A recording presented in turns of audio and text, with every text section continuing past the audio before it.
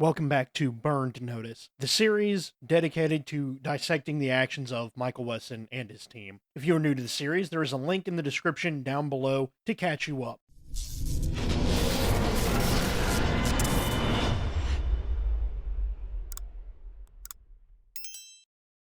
This episode begins with Mike figuring out the crossword from the last episode and meeting with Carla's new operative, Victor, a self-proclaimed wrangler put in place in order to keep tabs on Mike, especially since he was breaking into her office in the previous episode. Anyway, Victor early on seems a lot like Mike, with just a few screws loose. But more on that later. His primary meeting is mainly to recruit him for a job, plant a cell phone on him, and threaten him and his family. Mike shows some ingenuity by threatening Victor. However, Victor has a better hand than Mike does when he pulls a gun on Mike, forcing Mike to stand down, and reluctantly agrees to the job in order to ensure his friends and family's safety. But as a precaution, Mike convinces Sam to watch Maddie. Also, Sam has a new vehicle. It's not important, but it's there. However, when Sam arrives at Maddie's, he sees a man working on something under the couch. And get you a man who will walk into your house and hold intruders at gunpoint. Anyways, Maddie returns and Sam realizes the egg on his face when it turns out this is Ricky, an old family friend whose brother was more of a friend to Michael than he was, and unfortunately his brother is in jail. But coincidentally, Ricky needs help with a job. They meet up with Mike when Maddie and Sam excuse themselves to buy a VCR, whatever the heck that is, so Ricky can explain the situation. Apparently, $2 million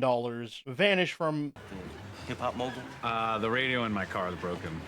it was from a charity account, and also if Valentine the mogul finds out, Ricky is in for a dirt nap. So Mike has to prove that Eddie, Valentine's number 2, is the one who stole it. During the surveillance, we see Valentine. Oh, look, it's Method Man. And because he was probably very expensive, he doesn't get a lot of scenes. However, as they're gathering intel, Victor calls to talk about the job, and Mike learns that they plan to steal something, but also Victor flexes that the phone is giving away Mike's location. So he decides to disable it, but he sees a cute little note warning him to leave it alone. Plan B, call forwarding. Fee then provides some info on how to break into Valentine's offices, also giving a slight dig to him wanting new shoes since she is single. The next day, Fee calls in a bomb threat in order to evacuate and disable the security system in one fell swoop. Pretty ingenious, but why wasn't a cop patrolling that back alley? Because if the person who gave the bomb threat wanted to detonate it manually, they would have broken in, possibly from that alleyway. Anyway, Mike gets in and finds Eddie's office that reveals Eddie's intention. But as Mike gets what he's looking for, Eddie returns to the office and forces the security back, almost compromising Mike's play, but Mike ultimately escapes through the subceiling, which is impossible. If you've ever worked with subceilings, you know that they are shoddily made and only designed to hold a maximum of 15, maybe 30 pounds, not a 170-pound man.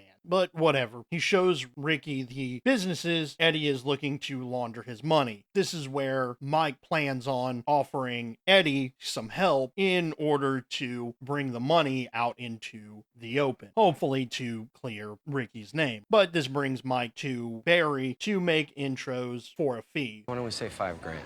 Promise nothing will happen to him. Maybe I can do 3. 5 it is. Then Mike goes to Maddie's in order to debrief with Sam and taste some of his curry. Madras curry. Let's take a little bit. Little sippy sip.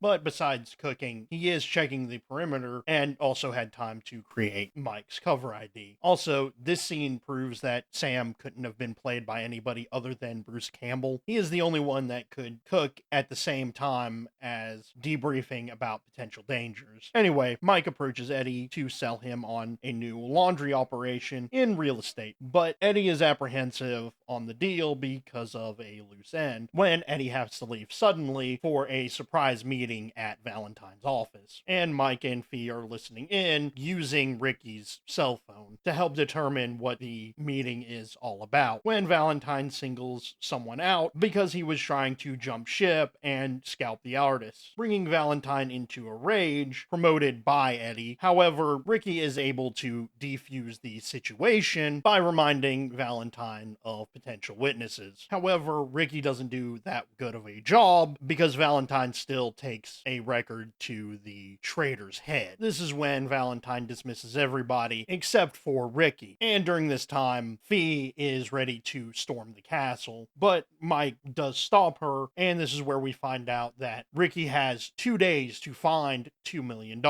Then Mike meets back up with Eddie to discuss business when our old pal Victor shows up and threatens Mike and destroys the cover story, but not his cover ID, which is very important. All because Mike tried to skirt the cell phone. I like when the bad guys are just as clever as Mike, making him work that much harder to take them down. And with Mike's deal being blown, he has to go back to Ricky and explain the situation. This is where Mike plays his cover that much harder in order to salvage what's left of the operation. He also uses Sam and Maddie to pose as feds in order to bolster his story and also to scare Eddie. Meanwhile, Mike and Victor go to the site to plan the heist, and Mike tries to probe for as much information as possible, with Victor being able to fend him off like an Aikido master. Afterward, Mike turns his trunk into an x-ray machine, which is smart, but why didn't Victor keep the car? There's no reason why he would give it to Mike, and especially not to check it before the heist happens. This could play into a future development that I'll get into a lot later, but it is just kind of weird. Anyway, with that being solved, Mike gets a call from Eddie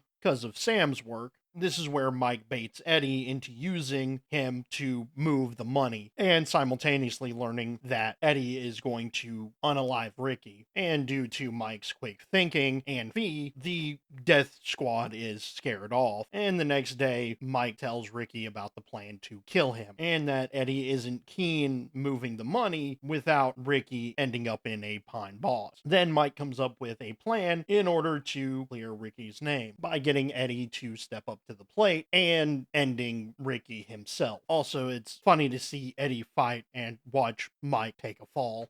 One of the most difficult skills to master in combat is taking a dive. Sometimes an operation demands that you lose a fight, but it's the hardest thing in the world to see the opening and let it go. This convinces Eddie to take care of business. Meanwhile, Fee and Sam are trying to kidnap Valentine, and Sam does this. Just got one thing to say to you. You're what's wrong with our country, pal. Yeah, you call that music?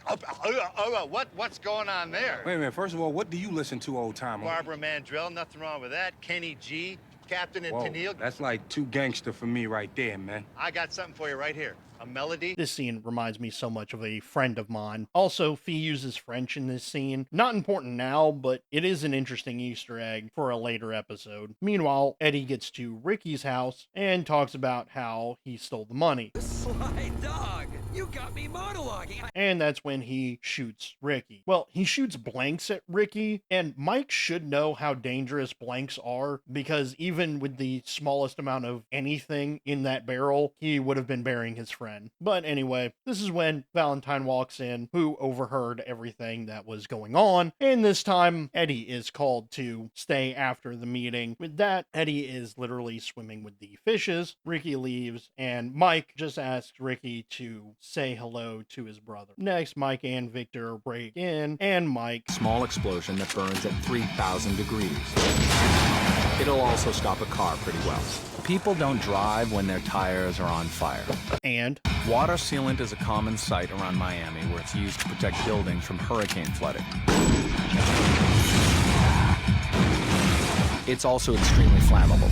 This prevents Victor to make a couple of corpses, and Mike uses the x-ray right before they drive away. During the debrief, Victor scolds Mike about his tactics.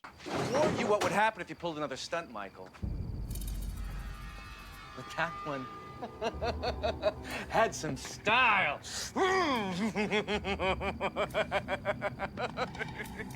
And even taunts Mike about the contents of the box, which Mike refuses. Back at Maddie's, she reveals that she knew about Sam's intention. This is where Maddie has an amazing mother scene with Mike. After that, Fee reveals that the box contained a sniper rifle, which, knowing that in the hands of Carla, means something serious. This episode did an amazing job of introducing Victor. Victor is very much characterized as if Mike accepted Carla immediately. It seems like his introduction is as a dark mirror to Mike. Also, Ricky is a semi-recurring character. It will be a while until we see him again, but it is great to see a friend from when Mike was young, enriching his backstory slightly. Also, you see a bit of Fee being in. If you didn't take a senior English class and read Lord of the Flies, it is the Feridian mindscape. The impulses we all have, good or bad, typically bad. Sam is the super ego, always doing good no matter what, and Mike is the ego, the most amount of good for the most amount of people. This episode did an amazing job of balancing the job and Victor. The fact Method Man was the guest star is cool, but not very necessary, considering he basically just played himself, but it was a nice touch. Eddie was portrayed perfectly as a weasel, and definitely got what he deserved, and especially since next time we get to meet my favorite gun runner of Seymour. Thanks for watching. If you are curious on how an FBI team catches serial killers using psychology, check out Inside Criminal Minds, link in the description. And as always, please don't forget to like, share, and subscribe.